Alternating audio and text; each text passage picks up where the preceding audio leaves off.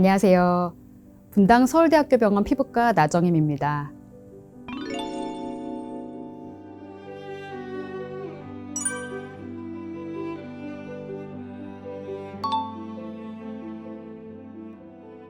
먼저 아토피는 부적절한 혹은 기묘한이란 뜻의 그리스어에서 유래한 말인데요. 정상인에겐 볼 수 없는 비정상적인 과민한 반응을 뜻합니다. 아토피 피부염은 환경 변화와 각종 항원에 피부가 과민하게 반응해서 피부염이 만성적으로 반복하는 상태를 가리킵니다. 아시다시피 가장 대표적인 증상은 가려움증입니다. 아토피 피부염은 그 자체로도 괴롭지만 비염, 알레르기성 결막염, 천식과 같은 다른 아토피 질환으로 진행하기 때문에 초기 치료가 중요합니다.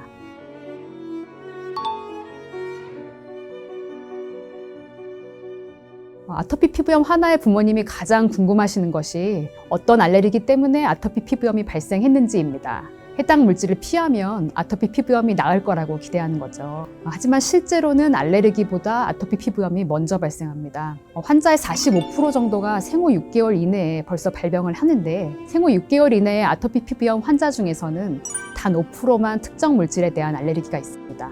즉, 특정 물질에 대한 알레르기 발생보다 먼저 아토피 피부염이 발생하는 것이죠. 그렇다면 아토피 피부염이 발생하는 원인은 무엇일까요? 아토피 피부염은 피부 장벽 기능의 손상과 면역 체계 이상이 함께 작용해서 발생합니다. 피부 장벽 기능이라는 것은 그 피부 각질층이 피부를 보호해주는 기능을 말하는데요. 아토피 피부염 환자들은 정상으로 보이는 피부도 만져보면 굉장히 거칠거칠하고 건조합니다. 피부 장벽 기능이 손상되어서 그러는데요. 피부 장벽 기능이 손상되면 수분이 쉽게 증발하고 각종 외부 물질이 피부로 쉽게 침투하는데 또 면역 반응도 비정상적이어서 사소한 자극에도 아주 과도한 면역 반응이 나타납니다. 그러면서 정작 세균과 바이러스에 대한 대응은 잘 하질 못해서 포도상구균이랑 단순 포진, 물사마귀 등 피부 감염도 자주 나타납니다.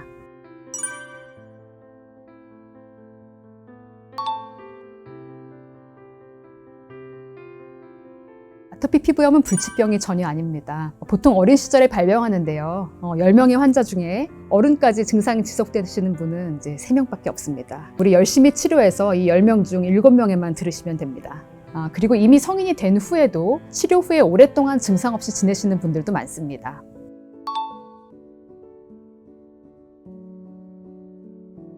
필수보다는 선택사항이라고 보시는 것이 좋습니다. 아토피 피부염이 있다고 우리가 흔히 알레르기를 일으킨다고 알려져 있는 물질들, 우유, 계란, 밀, 견과류 등을 모두 배제하시는 분도 있는데 전혀 그러실 필요 없습니다. 실제 음식 알레르기는 성장하면서 사라지는 경우도 많고요. 실제로 음식 알레르기 때문에 확실히 그 물질 때문에 나빠지는 경우에만 제한적으로 피하시는 게 좋습니다. 또 아토피 피부염에는 치료 보조제로 유산균과 같은 프로바이오틱스나 비타민 D, 그리고 달맞이꽃 종자유 등이 사용되는데요. 아토피 피부염의 증상이 악화되는 것을 막아주는 역할을 합니다.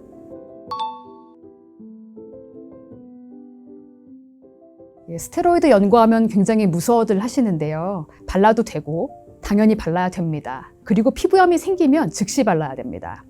피부에 벌겋게 피부염이 생길 때는 피부에서 각종 염증 물질을 분비하는데 이 물질이 체질을 더 아토피 쪽으로 치우치게 합니다. 그래서 이게 아토피 피부염에서 나타나는 E형 면역 반응을 일으키는 면역세포를 유도하고요. 또 이게 피부염도 일으키지만 다른 데까지 가서 비염과 천식 같은 다른 장기의 아토피성 면역 반응을 유발하기 때문에 피부염이 생기면 기다리지 마시고 즉시 치료하시는 것이 굉장히 중요합니다.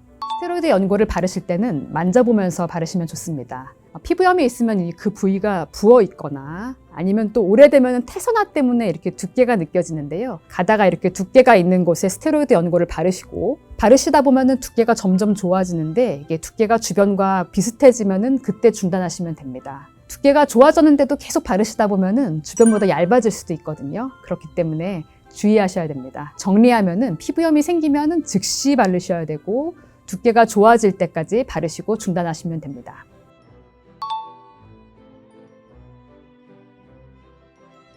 바르는 약에는 피부 면역 조절제라는 것도 있습니다. 피부 면역 조절제는 오래 발라도 피부가 얇아지지 않고 또 넓게 발라도 전신의 농도를 높이지 않아서 장기간 치료에도 안전합니다. 하지만 스테로이드보다는 효과가 느리고 약하고 또 심할 때 바르면 열감이 굉장히 심한 단점이 있어요. 그래서 초반에 심한 병변에는 스테로이드 도포제를 사용하고 좀 덜 심한 병변에는 피부 면역 조절제를 사용하시면 좋습니다.